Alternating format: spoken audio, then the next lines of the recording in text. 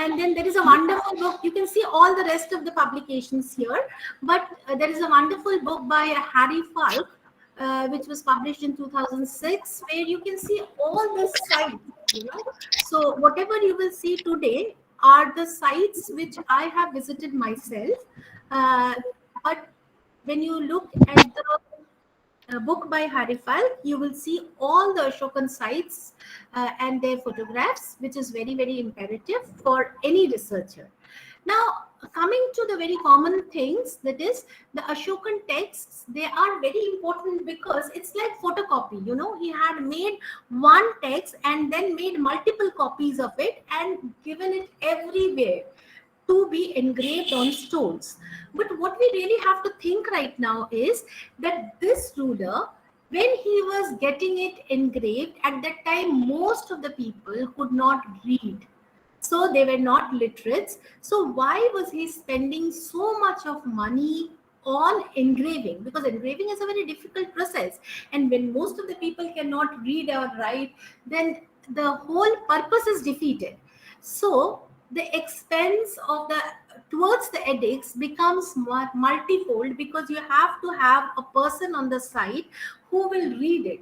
And the Ashokan inscriptions mention that there are orators who read these inscriptions. So what I want to say is that right from Afghanistan till Karnataka, you find the same edicts or similar edicts, similar texts duplicated and written. And the style and content is also very unusual. The ruler speaks in first person to his subjects, and they are almost exhortatory in character. The multilingual strategy, that is when he is using different kind of dialects for different kind of places, which is spoken in those regions, this was actually derived from an Achaemenid model. So as I say that Ashoka was really inspired by Darius, so he had seen that Darius had actually engraved this kind of inscriptions. So he wanted to use the same multilingual strategy. And just all of you are aware of this. I need not explain, but still, just for those who teach modern history and have not seen much of the Ashokan edicts, we divide them into rock edicts and pillar edicts, and then the earliest groups are definitely the minor rock edicts. So the first part which Ashoka had actually engraved are the minor rock edicts, and the last ones are the pillar edicts. So what is the difference between these two?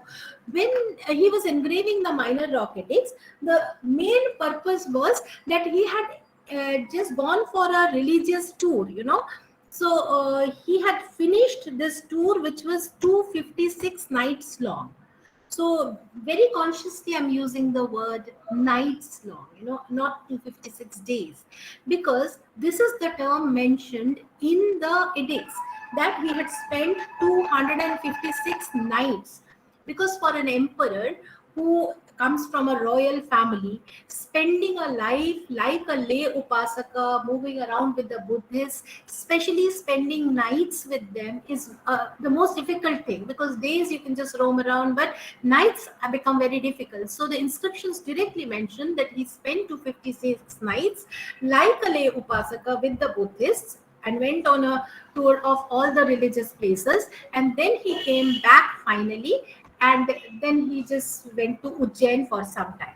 So this is basically the content of the minor rock edict, where he says that he had not done much for the propagation of Buddhism or Dhamma, but now he was already a Buddhist, turned Buddhist for 1.5 years, but he had not done much. He was not zealous.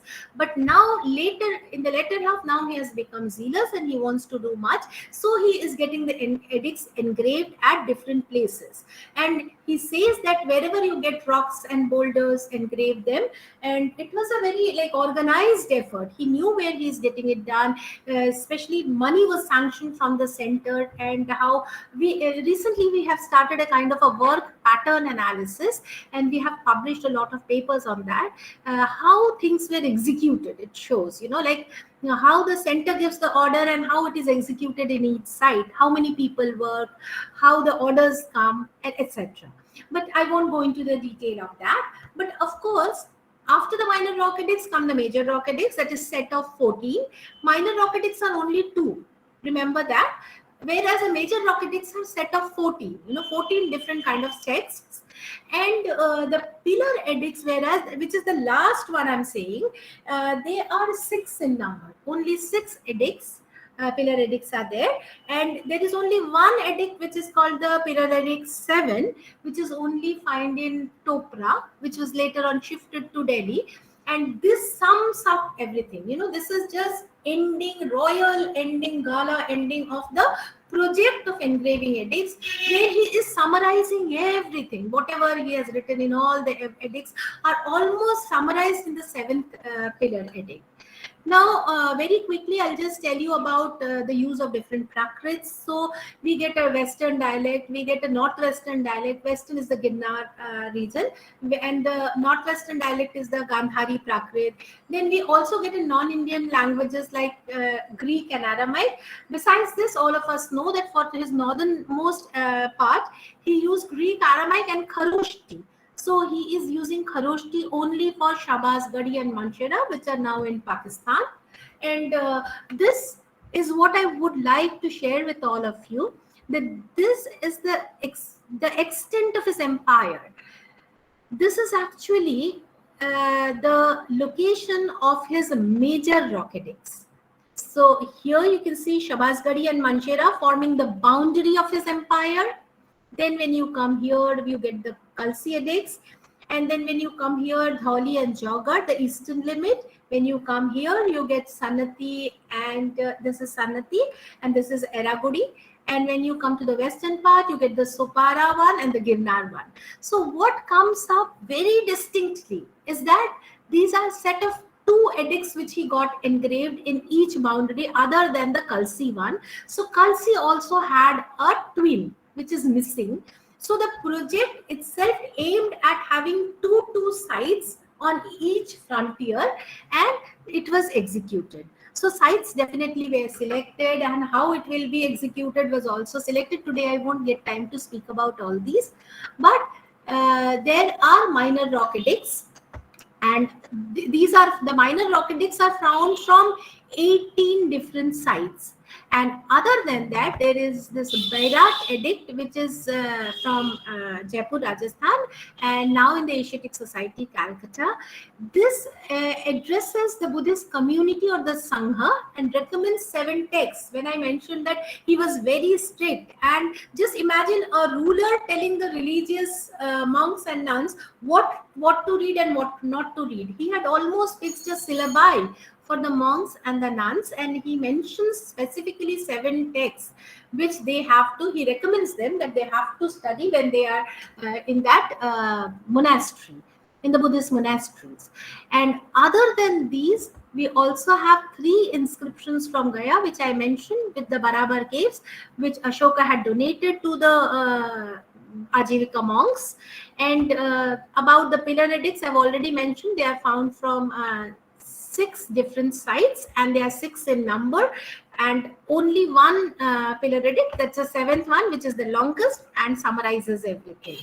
Now, about another, other than the Ashokan inscriptions, we get one edict, which is the Queen's edict. This is not an Ashokan inscription per se, like not an edict per se, but it mentions the gift of the king's second queen, Dvitiya Devi, and here it is Ashoka who mentions the queen, and also Tivara, the son, but definitely he does not allow anybody else to mention their name. And I have already talked about the schism edict, which is directly to the Mahamatras at Kosambi, and it refers to a punishment to be inflicted on monks and nuns who cause schism within the Buddhist Sangha.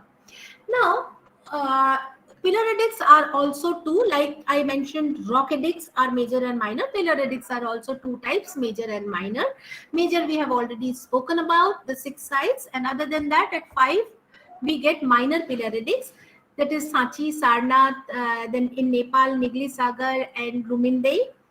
So the Ruminde edict is very interesting because it mentions that this place, actually the place Ruminde, is the same as Lumbini. So it was identified only on the basis of this particular edict, that this is Lumbini where Buddha was born. So the birthplace of Buddha was actually identified with the help of this particular edict. And he had also given a donation to Kanakamana Buddha, not to Shakyamana Buddha, but Kanakamana Buddha, another form of Buddha in Nigli Sagar, which is in Nepal. We had visited both these sites. And other than this, there is a fragment in pillar in Amravati. Now, I'll just move on to the next slide. This is the distribution of all the Ashokan edicts. I'll just enlarge it so that you can just see. See, so many edicts have been found. Major rock edicts I've already shown. Here on your map, you can see the red dots, which are the distribution of the minor rock edicts. So the minor rock edicts, where he talks about his zeal towards Buddhism and he has become a lay upasaka to 56 nights. The concentration is here in South India, very near to Hyderabad, where we are actually, where the course is being conducted.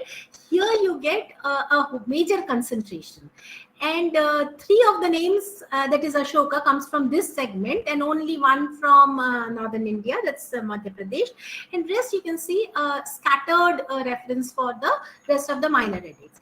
The pillar edict is also, distribution is very interesting because you only get a kind of a boundary for his main region. That is the all of you are aware about the metropolitan core and the periphery theory, which Romila Thapar had put forth. So the metropolitan area is actually highlighted by the pillars, so you can just see that he had pillars engraved all around his metropolitan territory.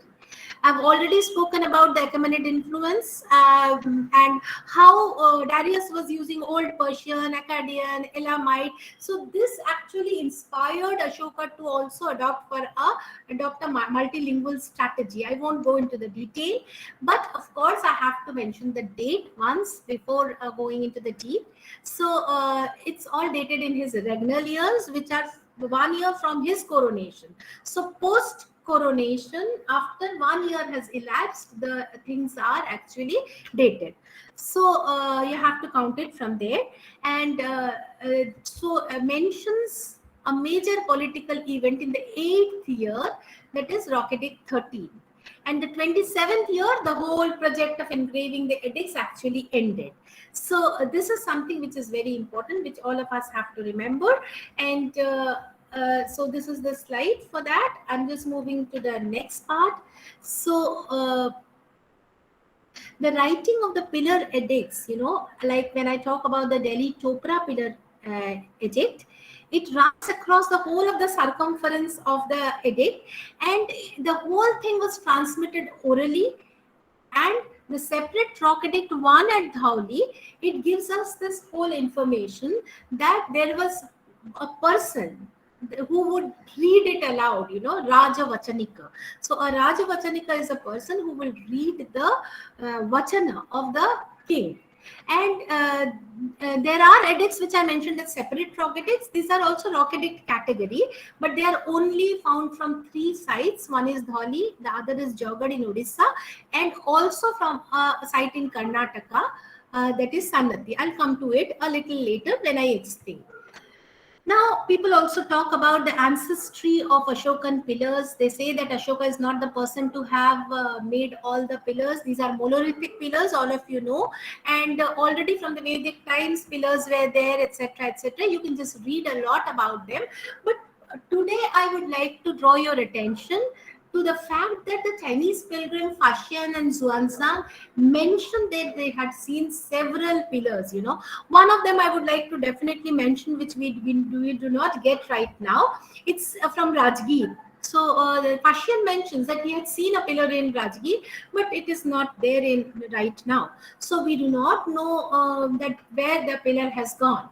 But pillars were moved from one place to the other, and the account of Xuanzang actually speaks about the pillar at Lumbini, and to this pillar, very close to this pillar, a stupa was located. And I am not going again into the detail of it, but the last pillar, the seventh pillar, which is found from Topra, is called Delhi Topra pillar, because it was shifted from Topra to Delhi. All the way it was brought from Topra to Delhi. And all of us know that Shamsher Shiraz Afif mentions in his account how this was actually removed from this place, that is Topra, by Sultan Firuz Shah Tughlaq, and it was brought all the way to Delhi, because this is the text, Tariq-e-Firuz Shahi, and I'm really thankful to Danish Sahab. He had made me available this particular, he had given me this text also. And though I had read them in excerpts earlier, but I could read the original translation from this. And what is very interesting is that Shamsher Shiraz Afif mentions that Firuz Shah Tughlaq actually got two columns like removed. One was from Meerut and the other was from this place, that is Topra. And for the Topra part, he mentions that the Sultan himself went to the like how it was brought down. It was a huge pillar. So a lot of the villagers were asked to bring about a lot of cloths, cotton, silk, etc., to just place there under the pillar, and then a cushion kind of thing was made under the pillar, and then gradually the pillar was tilted. A lot of hay was also put, and then gradually the pillar was tilted. It was almost excavated out, tilted on a cart which was 42, which had 42 wheels, and animals did not pull it. It was pulled by humans. This 42 cart, this wagon actually, cart was pulled by humans to the Yamuna river, and then in Yamuna river it was gradually put into the boats. A flotilla of boats was made, and on this it was shifted, and then the ruler actually came to pay his homage. He was quite skeptical whether it will drown in the river or whether it will reach properly, but the shine on the pillar, the shin of the pillar actually attracted the ruler, because it looked like a golden pillar, so he called it Minar-e-Zareen. And Afif mentions this. And then what is very interesting is that it reached very safely to Delhi. Both of them reached safely to Delhi. So this shows that in the past, pillars were also moved. We know about Firuz Shah moving the pillar, but there might be others also who had moved the pillars. So we should not take all the pillars at their face value that they were in the particular site. But the pillars also generate a lot of mythical element. Some people believe that they are Lat.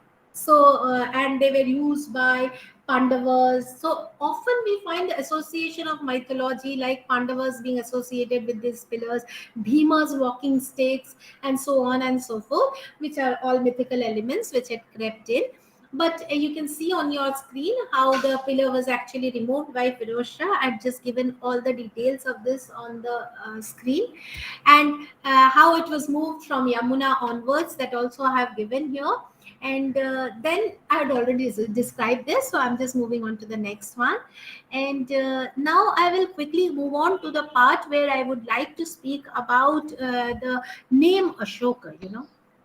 As I had already mentioned, that the name Ashoka is found from 3 sites in Karnataka, and all the 3 inscriptions were issued very, very early in the reign of this emperor, the Minor Rocadics. As I had mentioned, this is the first attempt to issue any inscription. So in the Minor Rocadics, we get the name, and Maski is the place where for the first time this name was actually found. So I will show you the site of Maski where this was read for the first time. And there was a person named C. Beeden. He was a gold digger.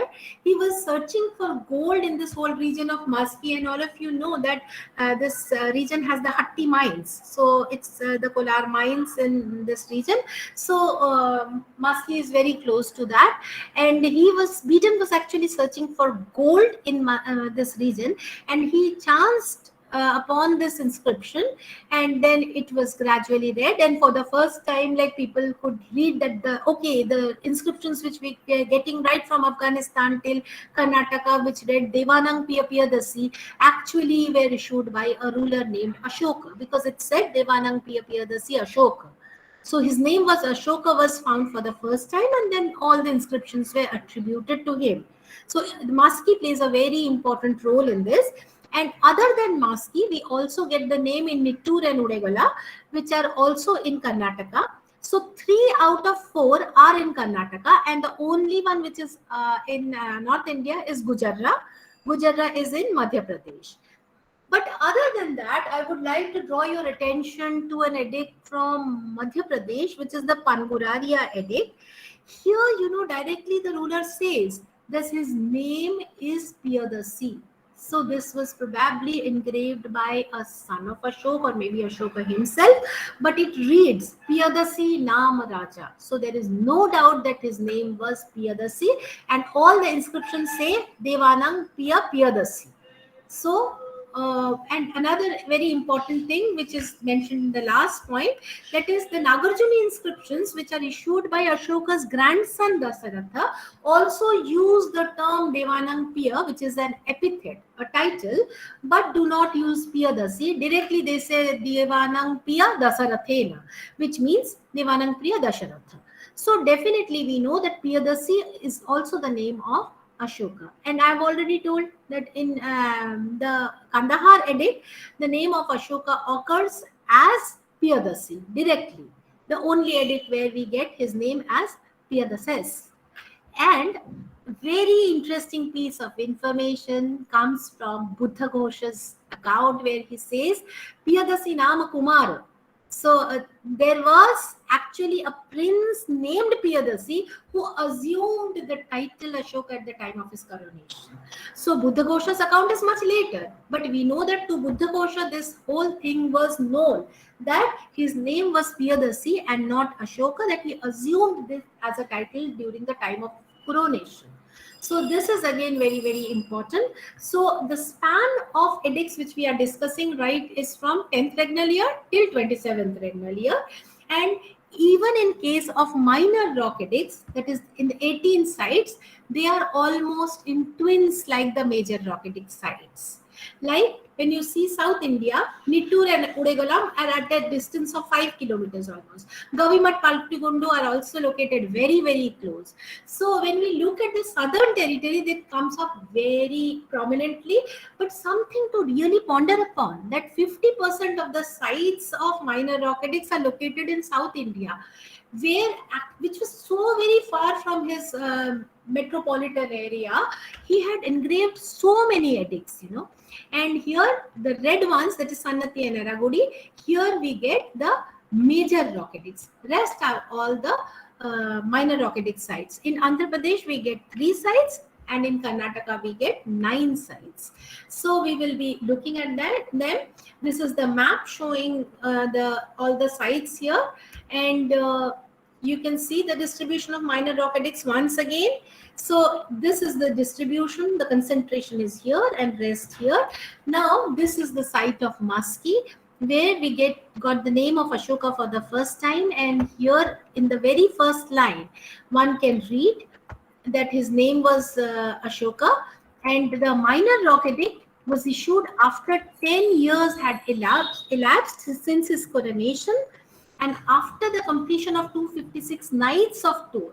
Ashoka formulated the minor rock edict 1, but minor rock edict 2 was an addendum. It was only meant for South India. It is not found from any site in North India. So the content and the context of the minor rock edicts have a very strong Buddhist intonation, and he asked them to communicate it far and wide and engrave it wherever you get the rocks. And when we look at the minor rock edict 1, here you see that these are the places, the 18 sites I have given here. So all the 18 sites are on your screen, and we have the inscriptions from there. I'm just not going into detail of this, but what is very interesting about it is that Ashoka mentions that his edicts are of small, medium and large categories, which means that the same text at times is mentioned in a abridged version. The word which he uses is Sankhita, which is Sankhipta. Then he uses of a medium category, which is Madhyama, and then a detailed one is called Vistata. So this can be seen in case of minor rock edicts. Minor Rocketic text at times is a very abridged text, and at times it's a very huge text, So the most important among the three is the smallest one, because that contains the imperative part. So the smallest one only communicates what is most important, and then to this some addition has been done. In the medium version and in the detailed version, we get a kind of a prologue and an epilogue added to it. And Minor Rocketing 2, as I mentioned, it's an addendum, and it mentions, like how it should be executed, how it should be transmitted, the administrative hierarchy, so on and so forth, and what is to be told and what is to be done is also mentioned. And other than that, you have to revere your parents, your teachers, and so on and so forth is also mentioned in the Minor Rocketing 2. It also mentions 4 categories of people to whom the order should be passed on. So the first one is the Brahmanas. It should be passed on to the Brahmanas. The order should, from the center, it should be given to the Brahmanas. It should be given to the elephant riders, the Karanakas, that is the clerks, the scribes, and also to the Yugacharyas, that is the people carrying load, So they have to be also be the riders or drivers of chariots. So this is how the whole system was actually communicated. And other than this, we also get a very, very important element, that is the which communicates the idea of ancient usages and customs. It's a two-way interaction where he says that learn the Purana Pakati. That is, wherever you are going to South India or wherever you are going, you have to learn their customs and practices, and also, of course, their language, because when you have to read out the edict, you have to translate the edicts also for them, which is a like interpretation, so there has to be an interpreter who will learn the Dravidian language, who should be well versed in Prakrit and also in the local language, so that he can translate it for the people. So the Rajvachanika has to know this. Now I would like all of you to see the sites, So Maski, which is in the Lingsur Taluk in the Raichur district, this is a very distant view. And when you go closer to the site of Maski, it looks like this. And further closer, you have a flight of steps which has been made by ASI to reach the site. And then you get the inscription in a cage like this. The whole thing has been made by Archaeological Survey of India. And in this whole edict, the first line has the name of Ashoka, which I have put here. You can see the name of Ashoka. So believe only what you see. Now, here you can see the other artifacts also kept inside the cage. And then we move on from Maski to the site of Sannati.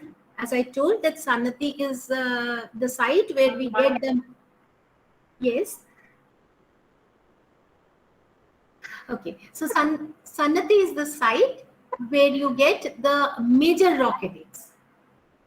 Am I audible? Somebody is trying to say something. Am I audible?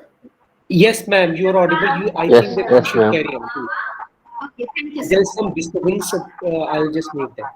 Yeah, thank you. So at Sannati, which is a very, very interesting site, one has to go to Gulbarga, and from Gulbarga, you can just travel to Sannati.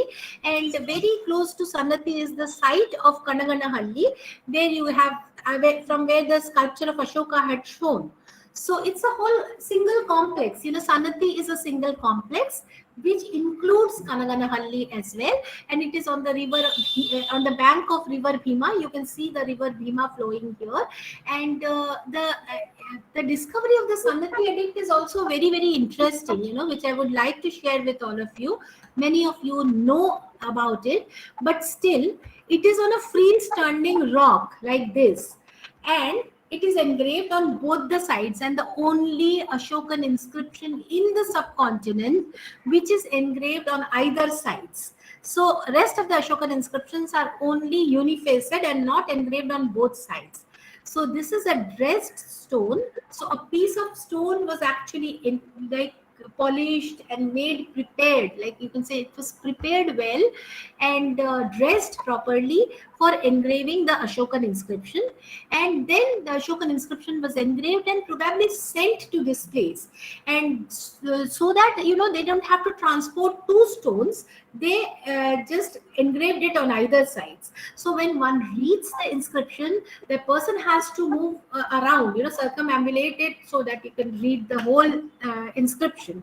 But unfortunately, we only have one stone from Sannati. Rest of the stones we have lost. And at Sannati, you have this beautiful temple. It's the Chandrala Parameshwari temple. And why, you might be really wondering, why am I showing a temple to all of you?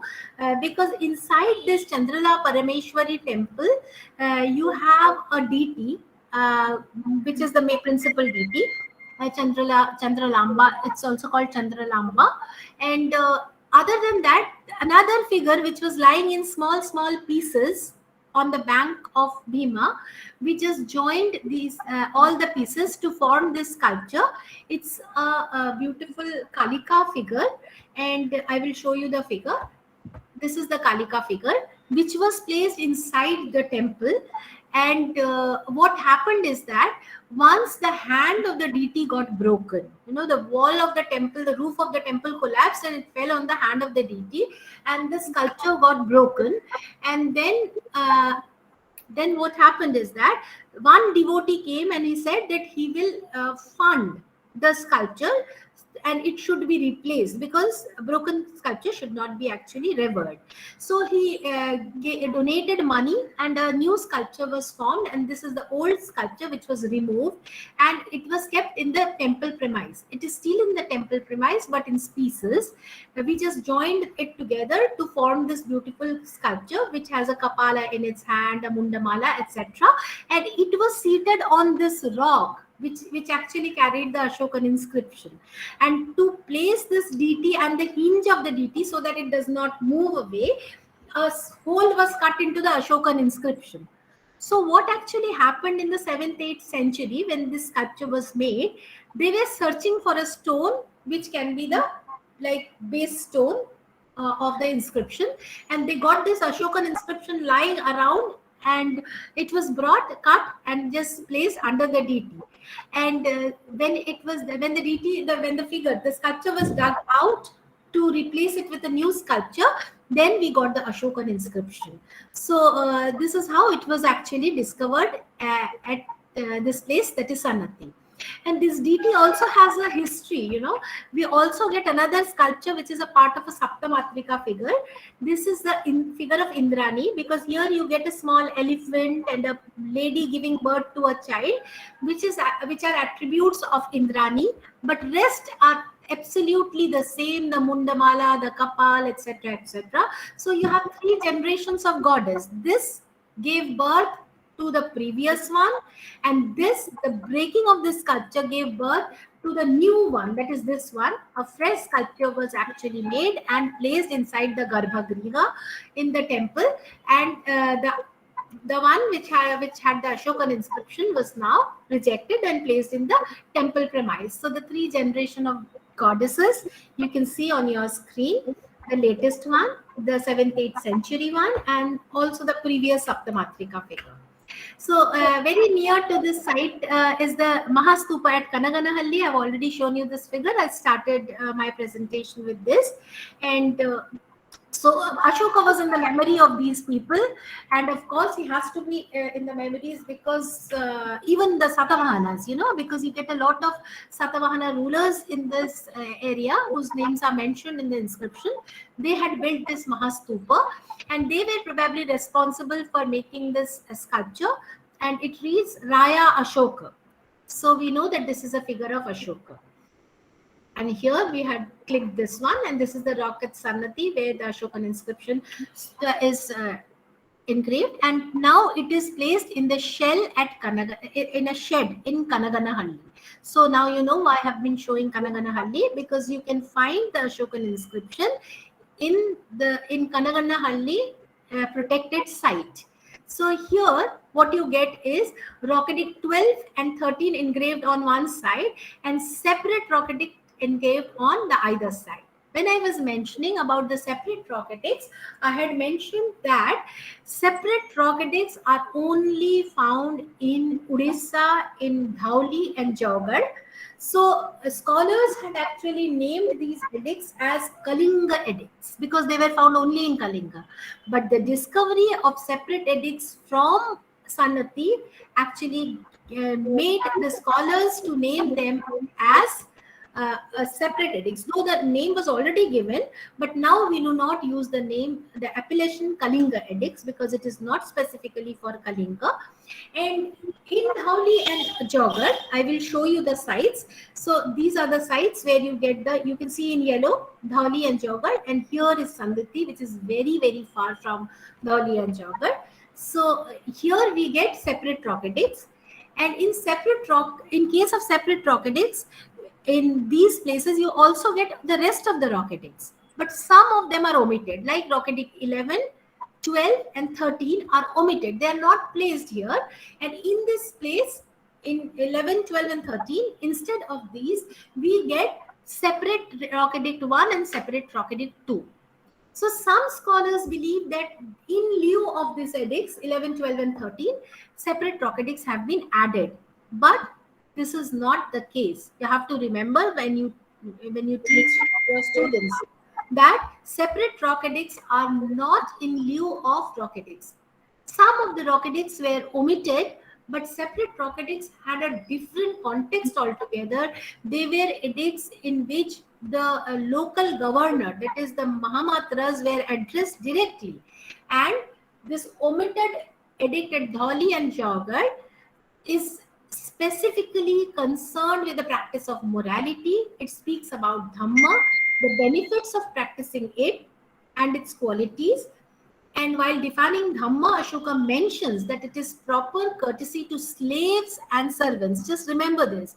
It's courtesy to slaves and servants, obedience to mother and father, liberality to friends and acquaintances and relatives, to Brahmanas and Shramanas, and abstention from killing animals. So this is the matter of Major Rock Edict 11. How can a ruler add this kind of an edict to Kalinga, where he has already made so many slaves? After the Kalinga war, he had made so many people his slaves. He had mistreated the servants. And then how can he just tell others that you have to be liberal towards your friends and acquaintances? He was not liberal. He was very strict with the Kalingans because they will revolt against him. And he cannot say here that to Brahmanas and Shramanas, he has to do, you have to rever them. And abstention from killing animals. He had killed lakhs of people. How can he say that don't kill animals? He had killed human beings. So this edict, it was purposefully omitted. He could not engrave Rockedict 11 in Dhauli and Jaugarh. So, the purpose of omissions are very, very important and interesting.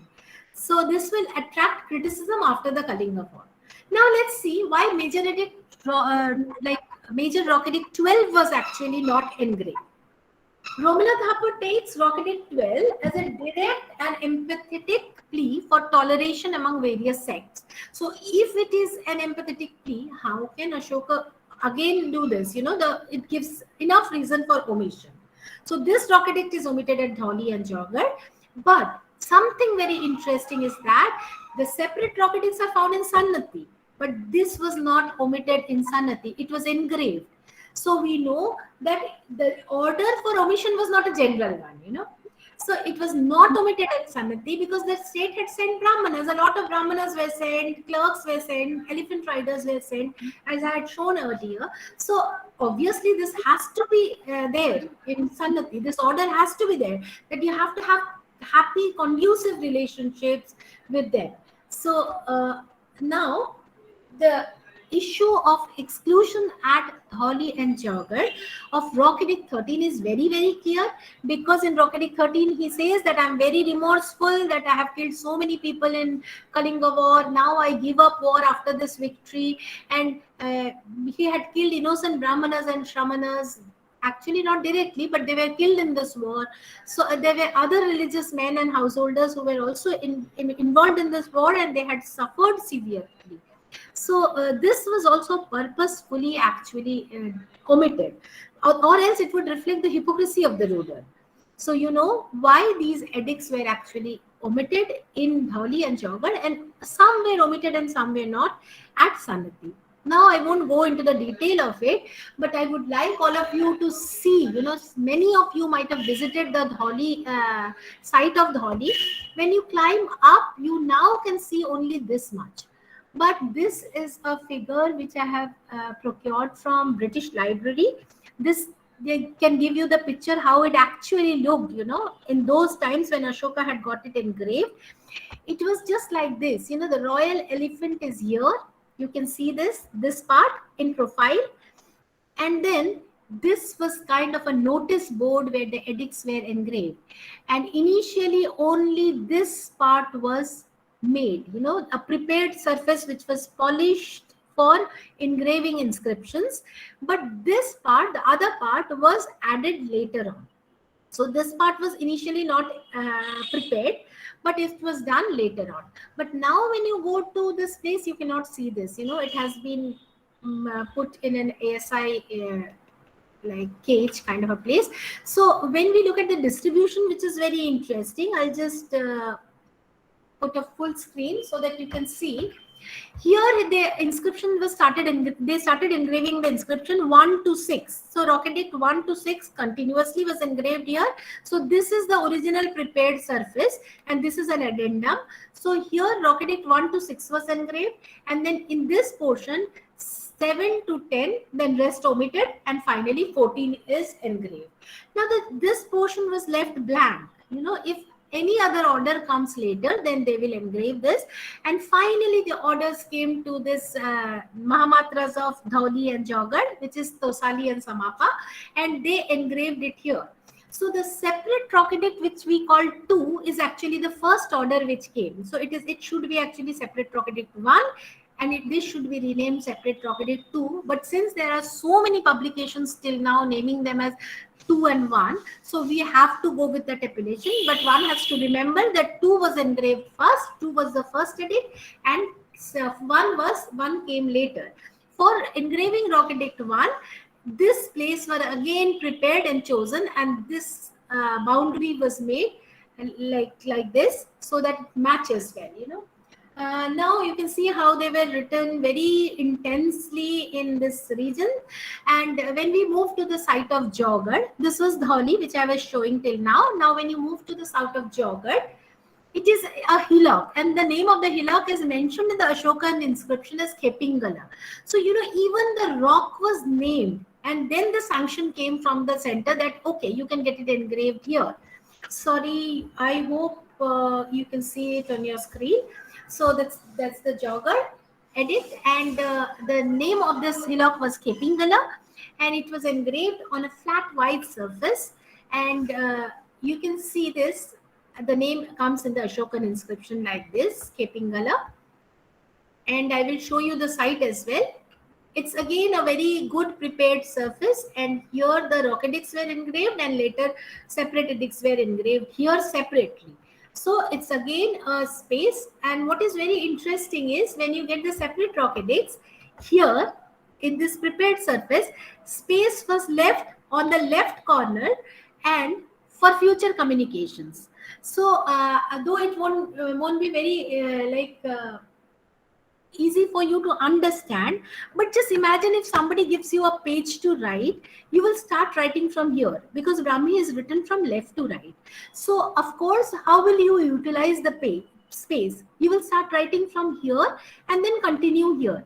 But here first this was engraved and then this was engraved. So they were using the right corner for engraving, which is one of the clues that the people who engraved it came from Northwest, because in Northwest, Kharoshti is written from right to left. So please remember this. I'll come to this a little later.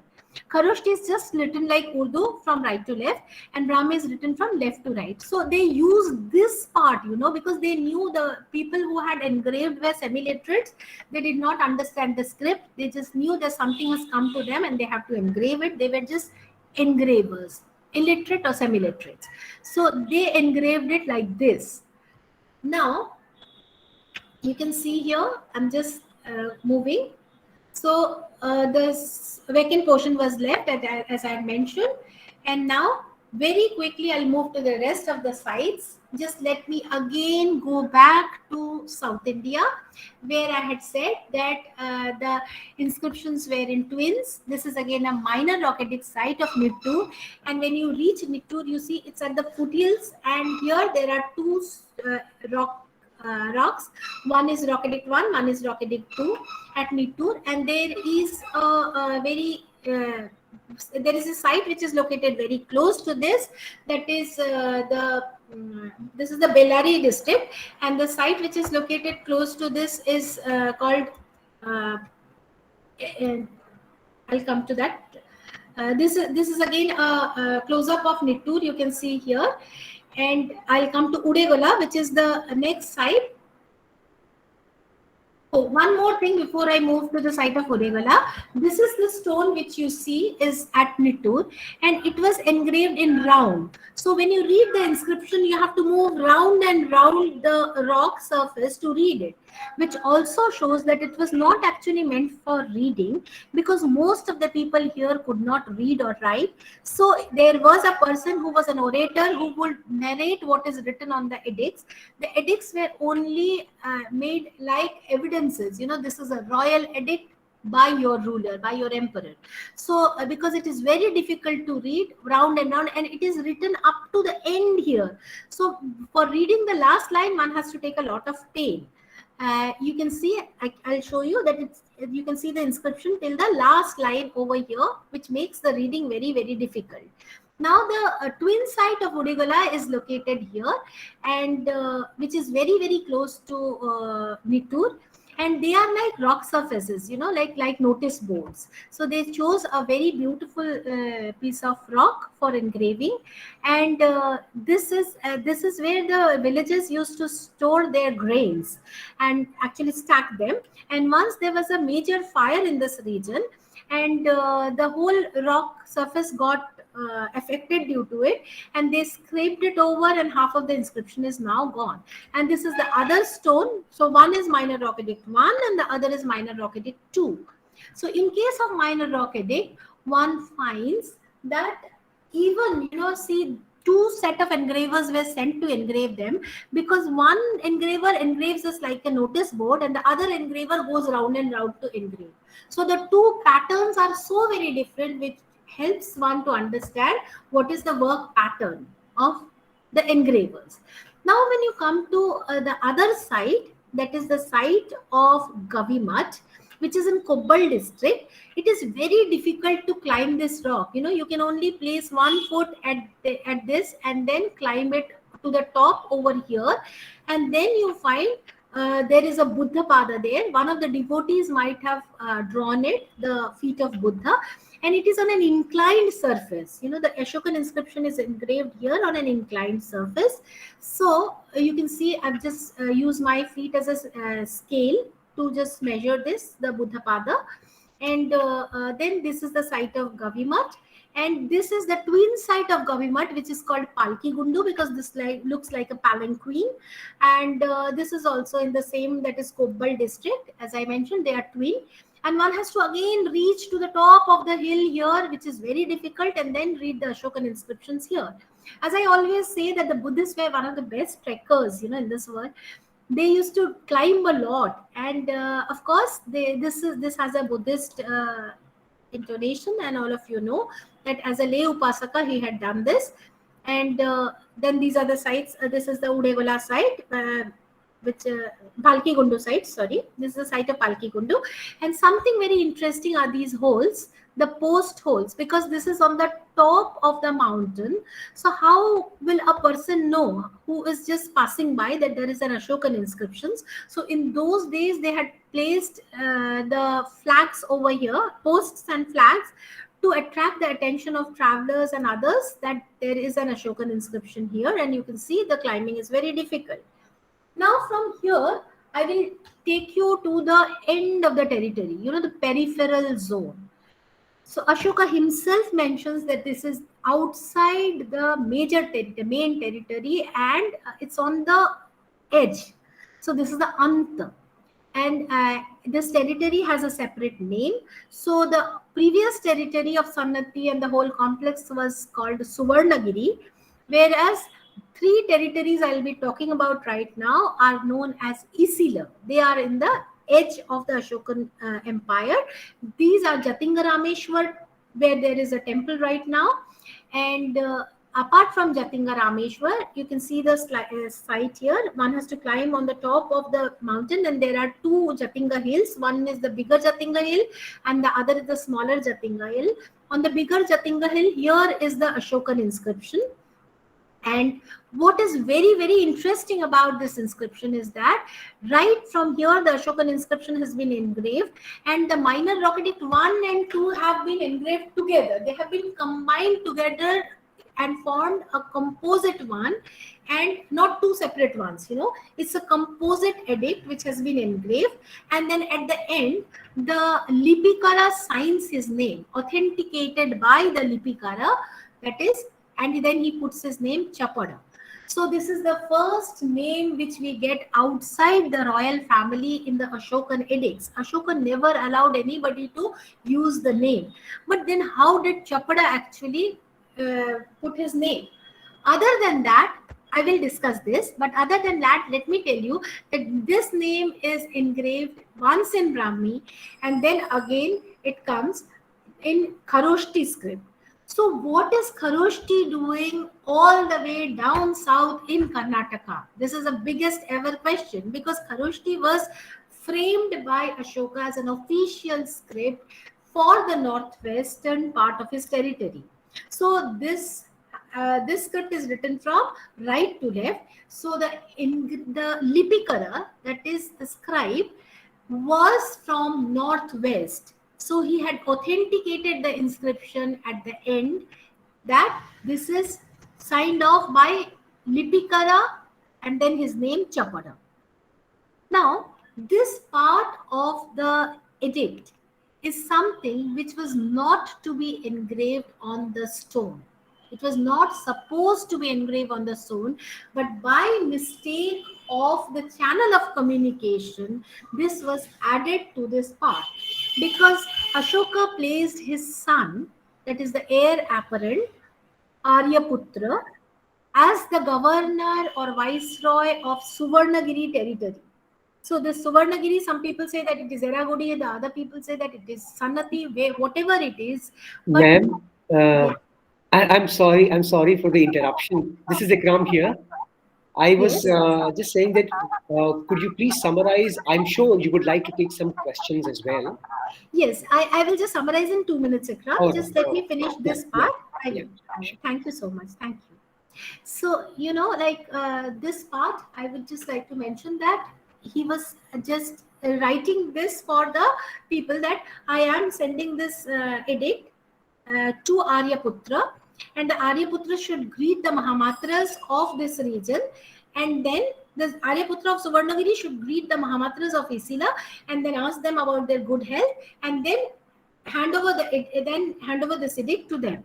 So this part is the, as I said, prologue, and then the epilogue portion is actually the signing off of the name of this person. So it was a letter written in this form, which was communicated to the Mahamatras, and then there would have been a verbal order that please only put the portion on the stone, saying that Devanam Piya Piyadasi says this. So the portion which was not to be engraved, which was a part of the letter, got engraved on the stone. So definitely, I'll just quickly go through the slides so that you can see the site of Brahmagiri. This is the site of Brahmagiri, and finally, you see that the surfaces are straight, inclined, and also horizontal, vertical, and inclined. So this is on the ground, that is horizontal. They are only found in Isila places. This is inclined, and few places of Eragudi. Now this portion I'll just skip, and now we can have the questions from the participants. I'm sorry because we just started a little late, and I wish I could complete the whole presentation. Thank you, Ikram, for reminding me. Thank you so much for this wonderful presentation. I wish we could have a little more time to sort of just go through some other slides. But I think that can just make up, the questions can make up for this. Yes. We'll take one question from Mahbub Pasha. Yes. Yeah. Good afternoon, madam. Thank you very much for a wonderful presentation. I just want to know, how are these edicts perceived and responded by people? Do we have any evidence either in the literary sources or in any other sources about people's perception and people's responses to these edicts of Ashoka? Ma'am, before you could answer that question, because I also had the same kind of, doubt about. No, I have not ended my question, Ikram sir. Okay. Yes, you go on. Go ahead. So, suppose if Ashoka had received some responses, were there any changes in his edicts over a period of time? Yeah, just of course, yes. This is a wonderful question. Thank you so much for this question. And very quickly, I wish I could just get a little more time, which is not possible right now. But let me just answer quickly. Even if there were certain responses. I'm just trying to share the screen meanwhile I'm talking. So even if there were any kind of responses from the people, we do not actually know this, because nobody had left an account saying this. But of course, very quickly to answer this, just see this one on the screen. Can you just see the screen? Yes. I think so. Yeah. Once again, sorry about this. So this, is the Eragudi edict, and very quickly I'll tell you, this was engraved in a very Iranian fashion, left to right, and the blue ones is right to left, and the red ones are insertions. So what happened is the people who went and engraved it in a wrong fashion. But then how did Ashoka actually allow them to do this? Someone would have come and told him that there is a major error in the edict. This is his minor rock edict, but he never ever allowed this to be again remodeled and rewritten. So at least one response is the silence. Sometime or the other, if ever you get a chance to see one of my presentations on silence, whispers, and voices in inscriptions, I have discussed it a lot, but there are no responses as such. There is so much of silence about Ashoka that people almost forget him, that he is there. But there are major references to this, that Xuanzang goes, Faxian goes, and others are going and seeing the edicts. So there are small anecdotes which we get about these, and the best one comes from Firoz Shah's reign, where he is asking his pandits to read it, and the pandits say that what is written on this is that nobody will be able to read it or move the column. A ruler will come, whose name is Firoz Shah. He will be able to read this. So this is written on the edict. So these are the kind of responses you get. So when you put them together, it becomes very, very interesting, responses over major period of time. And the latest ever response is also very interesting. People say that when you read the inscriptions, you will die. So this kind of response we get from the common people in the site right now. So it's a continuous process. What I'm trying to say is that the response is right from the ancient times till date, and it goes on and on and on. A whole book can be written on this, but you get no direct response. All of them are indirect ones. Thank you, madam. Thank But of course, we had spent a lot of money doing this, lot of money. you. Yes. Anybody else? Shall we have some more questions? Okay. Is there a Sir, question? namaste, ma'am. Namaste. Yes. It's not a Jagdish. question, ma'am. It's a request. Please share with your wonderful PPT for Vikram sir. Vikram sir sent to our WhatsApp group. Yeah, I can understand. You can just go to YouTube and find my lectures on Ashoka, and you will get most of the PowerPoints there. Yeah. Okay, ma'am. Thank you. Most That's of them, I would definitely try to share some of them with you, but some of the photographs are still copyrighted. I hope you can understand my problem. We do. Okay, thank you. But definitely, I'll share a basic PowerPoint with all of you. Because we all know that how scholars manage to obtain these images. How It is difficult very it is. difficult to travel. Yes, Ikram, you're correct. Because it's very difficult to travel, and I should actually thank Hyderabad Karnataka Region Development Board, who had actually funded a small project for us to visit all the sites in Karnataka, and we visited it because it was the 100th year of the reading of the name of Ashok. So that year, so when I visited Maski, and it was wonderful. Then I visited rest of the edicts. Almost 60% of the edicts I have already visited, and That's it gives a great. completely different perception altogether. Okay. Any more questions? Anybody else? Siddesh? Morning, madam. Okay. Good morning, madam. Pandyanji. Yes, go ahead. Yes, sir. Yes, sir. I'm Vandian from Tamil Nadu, sir. Yes. I have one doubt, sir. Yes. Madam mentions the Kalinga War. Yes. Who was fight against the Asoka? I did not get your question. Once again, can you repeat it? Kalinga War. Who fight against Asoka? Oh, we Name did of the not king.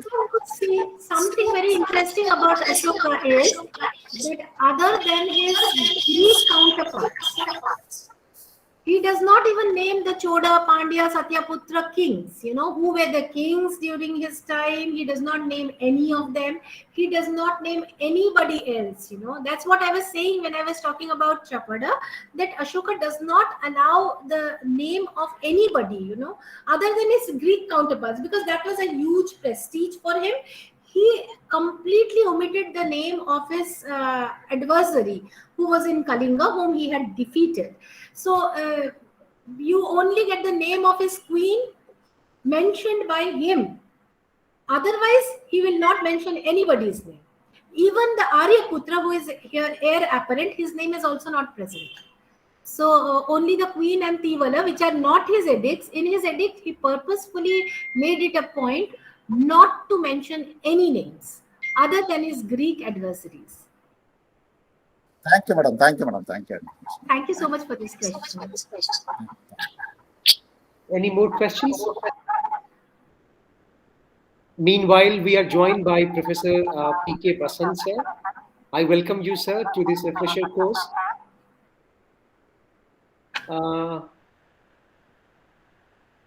Okay, I'm afraid we don't have any more questions. I had one, but I think that I should just hold on to my question, and then maybe sometime when I meet you in person, we'll have discussion and interaction on such themes.